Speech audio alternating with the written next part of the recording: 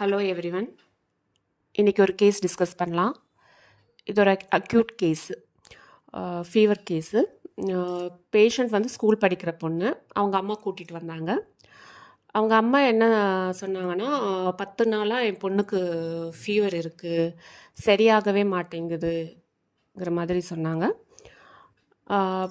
அந்த பேஷண்ட் கிட்ட, அந்த பொண்ணுக்கிட்ட பேசும்போது அந்த பொண்ணு என்ன சொன்னாங்கன்னா, ஆமாம் டாக்டர், 10 நாளாக ஃபீவர் இருக்குது, எதுக்குடா இந்த ஃபீவர் வந்துச்சுன்னே இருக்குது, ஸ்கூலில் டான்ஸ் ப்ராக்டிஸ் இருக்குது, பசங்க கூட விளையாடணும், இந்த ஃபீவர்னால் எங்கள் அம்மா எங்கேயுமே என்னை வெளியே விட மாட்டேங்கிறாங்க, போக வேணாம்னு சொல்கிறாங்க, அதனால் ரொம்ப கஷ்டமாக இருக்குங்கிற மாதிரி அவங்க ஃபீல் பண்ணாங்க.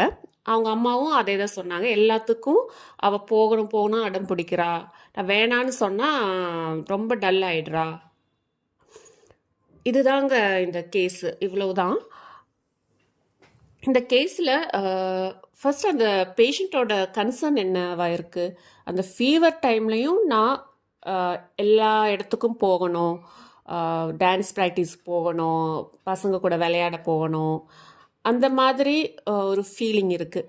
ஆனால் அவங்க அம்மா வந்து போக வேணான்னு சொல்லும்போது அந்த பொண்ணுக்கு பிடிக்கல.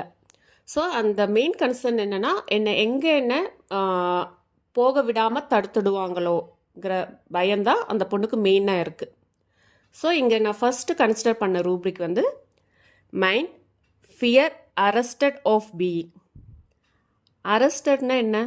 த ஆக்ட் ஆஃப் ஸ்டாப்பிங், அவங்கள ஸ்டாப் பண்ணுறது.